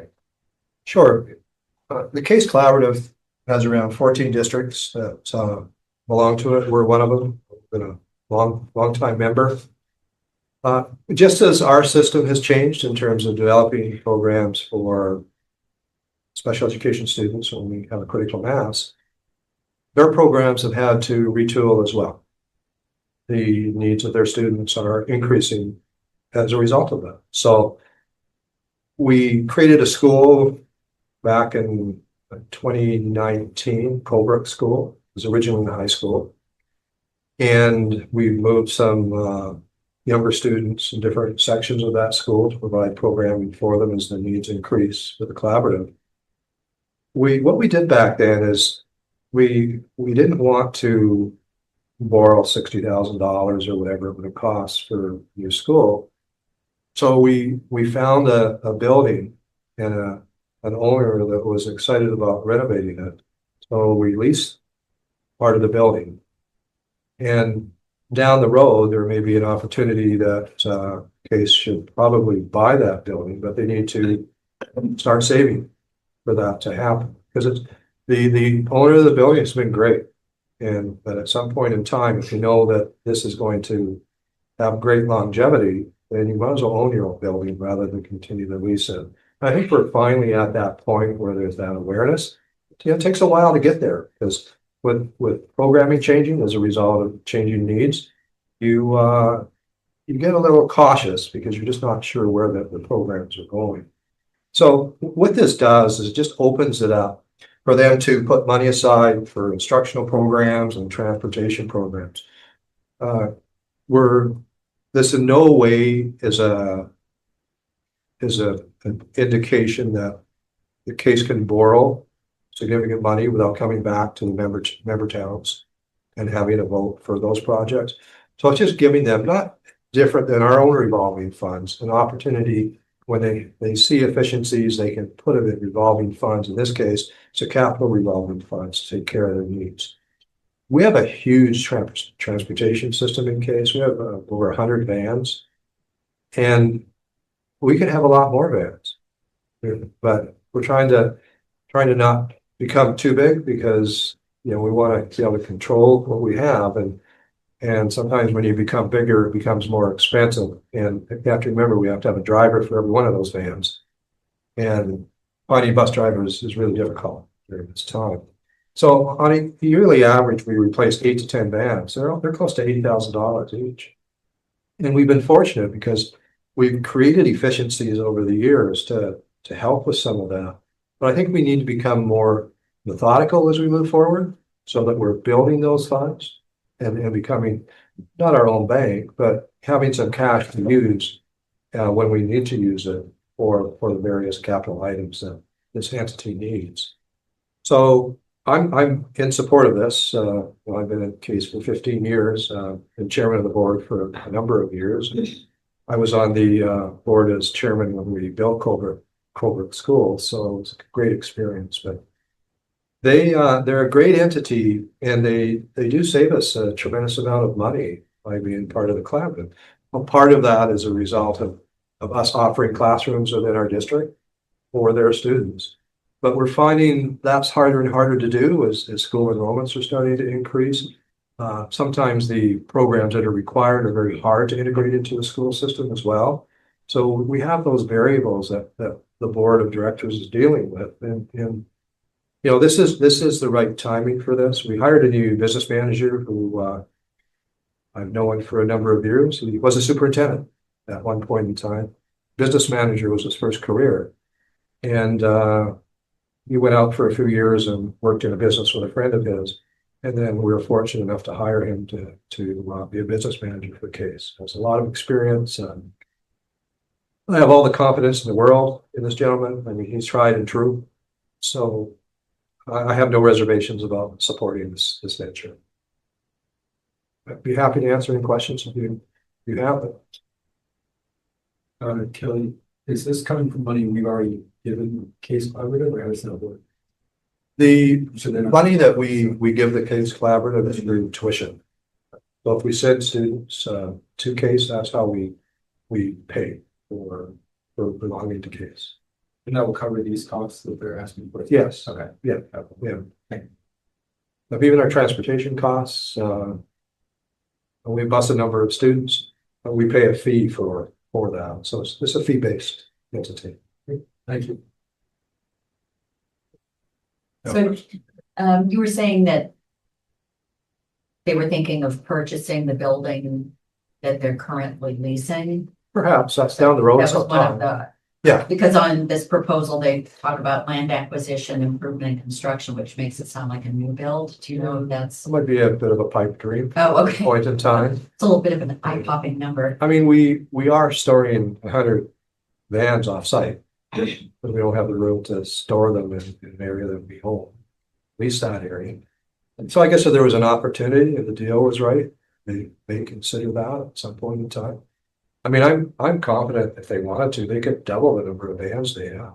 Just be more of a logistical challenge than perhaps the board of directors would like to take at this point. So all they're really looking for is just our approval of their revision of their capital plan. There was no financial commitment. No financial commitment at all. Correct. As the letter indicates, if I understand it correctly, they don't have the ability to have a capital plan right now. Like they had a capital Right. project, they had a plan, that project's complete, therefore the capital plan is it's closed out. So they're essentially have identified some opportunities similar to how we operate, right? We've got some revolving fund usage and some savings set aside for some needs. They're just looking for our blessing to go ahead and establish this total capital reserve with a limit of up to $4.365 million. Doesn't indicate they're coming to ask us for any money.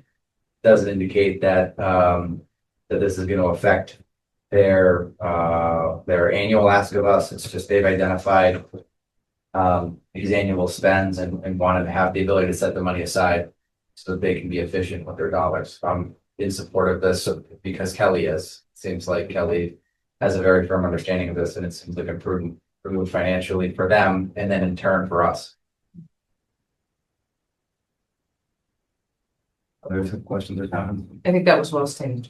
Thank you. Great. I'd like to make a motion then.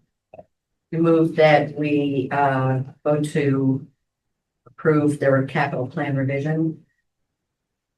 Presented. Motion made by Elaine, seconded by Sean. All those in favor indicate by saying aye. Aye. Passes unanimously. We'll roll through our subcommittee reports. PMBC. We're going right now. Perfect. Budget subcommittee will rest on this evening's presentation. However, we did have a financial policies working group session this afternoon. that's comprised of a couple select board members, finance committee, town administrator's office, treasurer's office, and we've got a school committee seat on that. So I was there in attendance. So we were just going through that financial policies working group document, which we've all voted on in the past, a couple revisions possibly coming our way.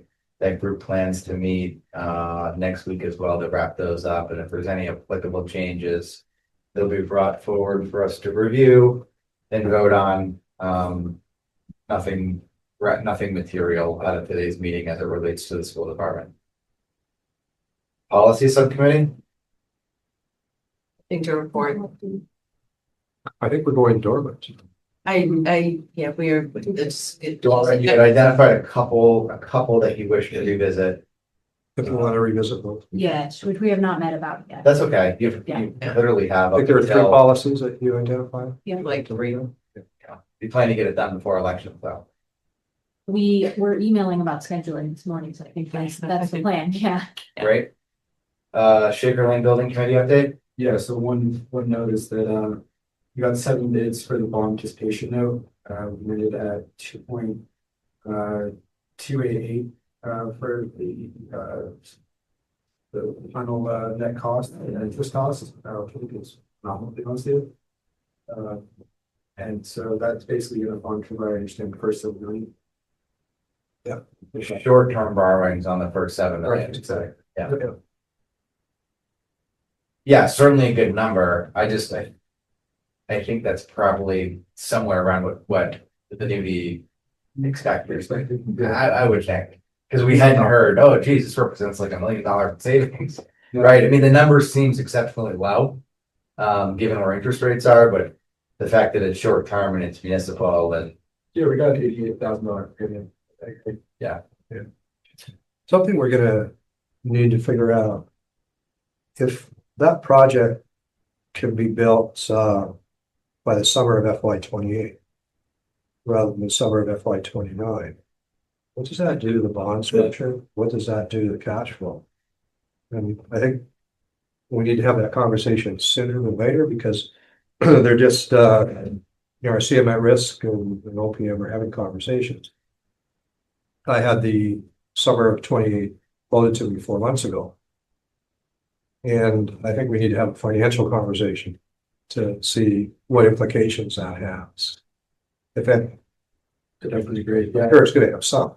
I brought it up to Sue back in December. We're deciding on seeing this. Part of the proposal of the company that we chose was that they had an alternative plan. It was private. So we need to flush that over. But yeah, Right.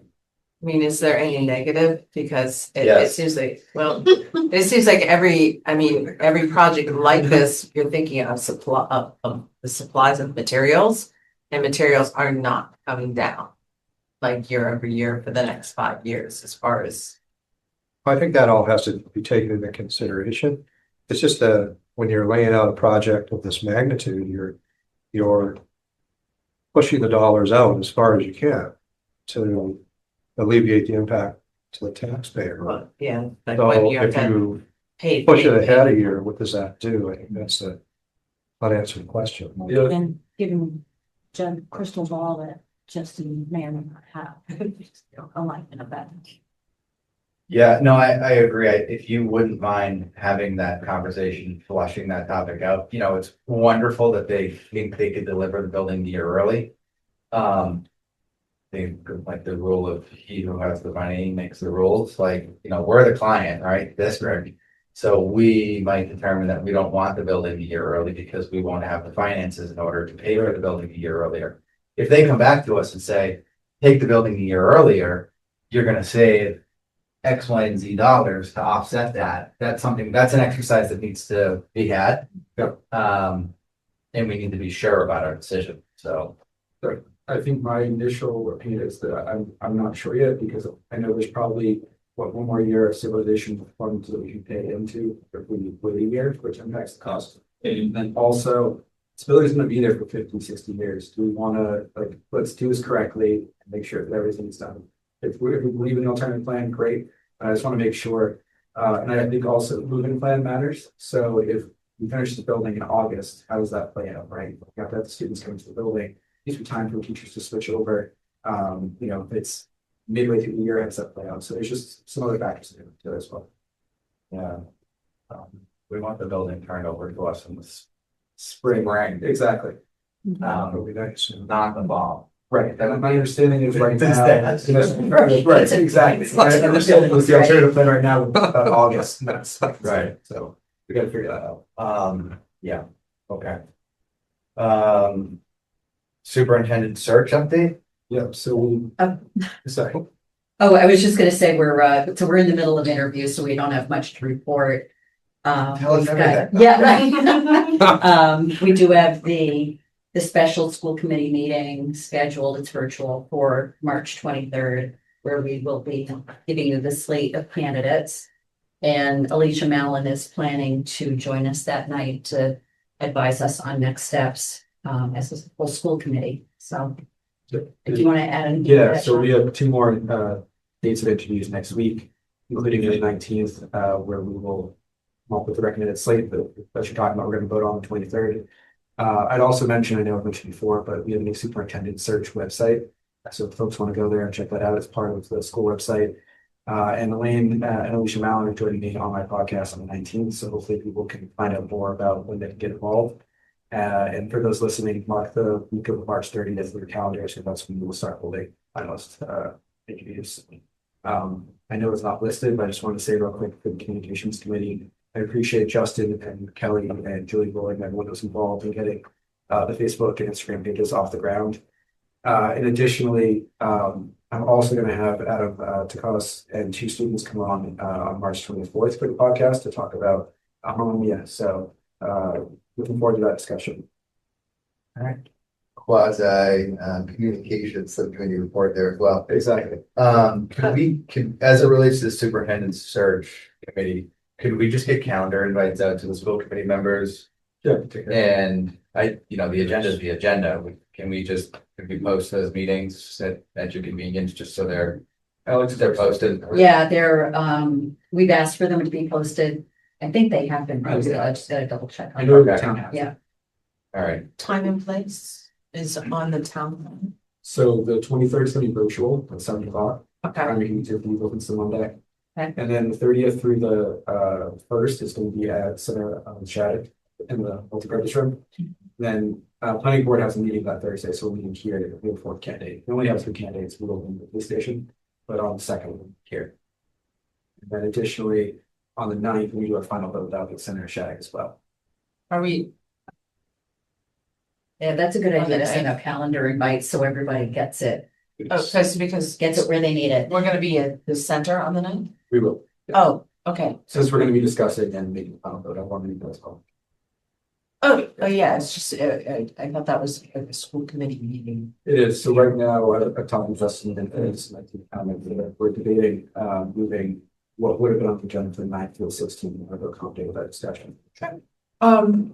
So are you planning for almost every meeting to be 7 p.m.? Yes, that's exactly it. Yep. This is insane.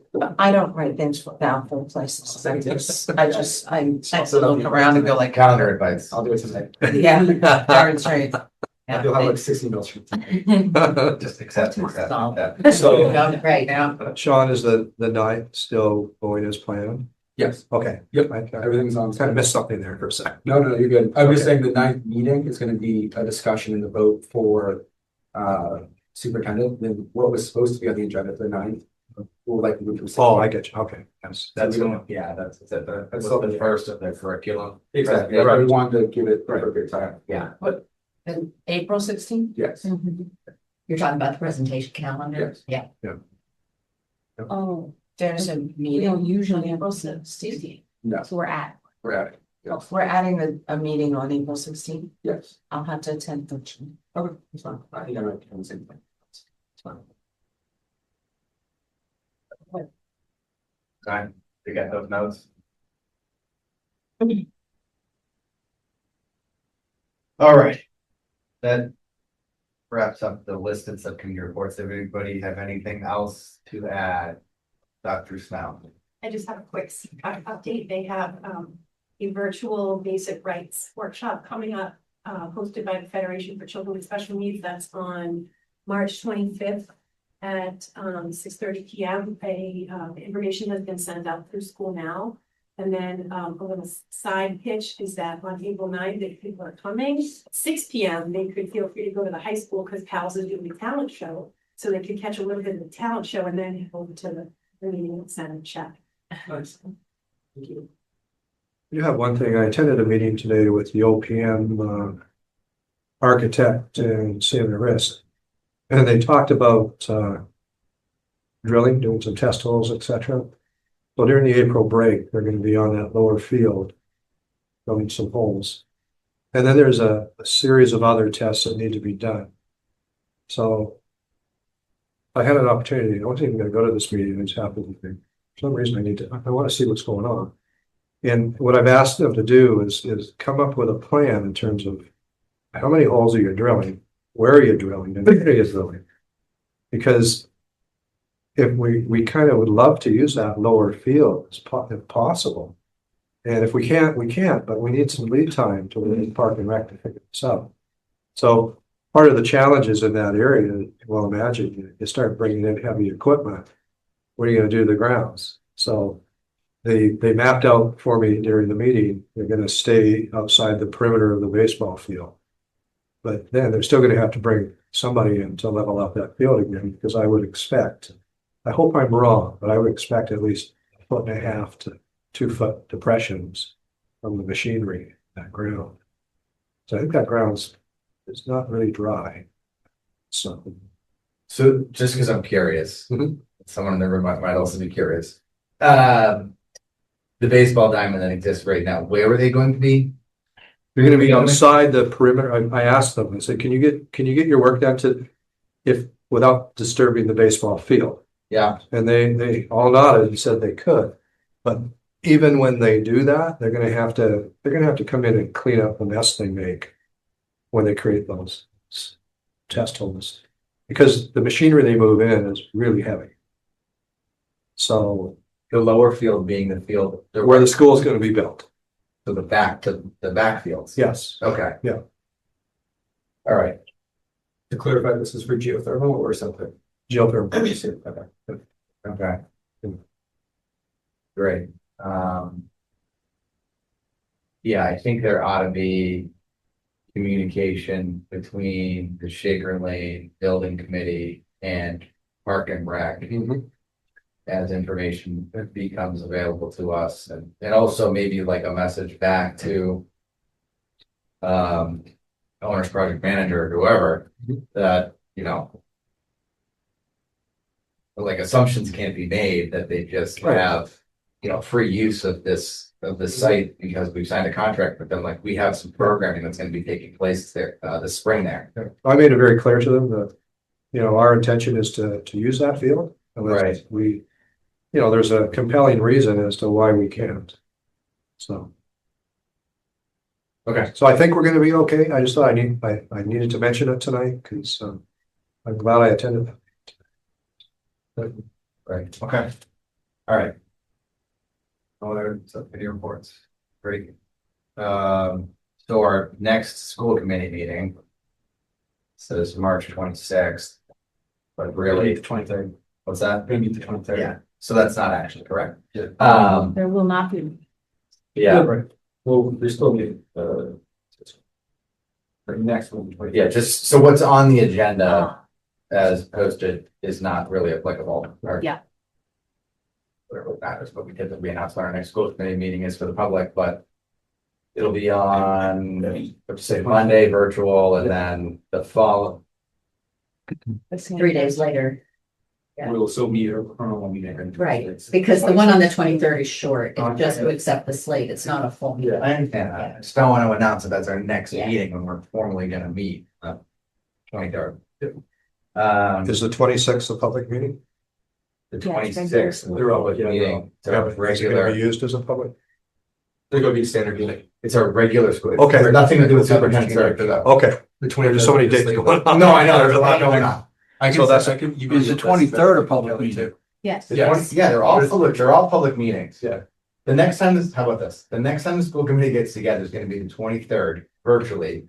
for the purposes of accepting the final slate of candidates. Yep. Then we will meet on March 26th, regular business, regular time and place. The following week, we'll have a slew of meetings for interviews. And we'll take it from there. And one last thing, I promise this is the last one. This is exciting. Our hockey team, our co-op hockey team with Harvard, for the first time ever, are in the state finals this Sunday at T Gardens at 7:30. I doubt whether they'll be playing at 7:30 because with that caliber of hockey in the state finals, I would imagine that there are going to be some overtime periods during the day. So it will be sometime that evening. I think you'll have a lot of sleepy students Monday morning. I think You so. might have quite a few tardies. Yeah. Most likely. And you're up to a second fan bus. I've heard. Yes. Yeah. Wow, It's so exciting. It's very exciting. that's awesome. What a great place to play hockey too. Yeah. Absolutely. It's a great experience. I made it to the last game. They're unbelievable. They're playing lights out. Super So strong. Yeah. Wow. School committee wishes them best of luck. Yeah. We'll be cheering for you. Yeah. All right. Is there a motion to adjourn? So moved. Motion made by Sean, Second. seconded by Bean. All those in favor indicate by saying aye. Aye. All right, we have adjourned. Thank you very much.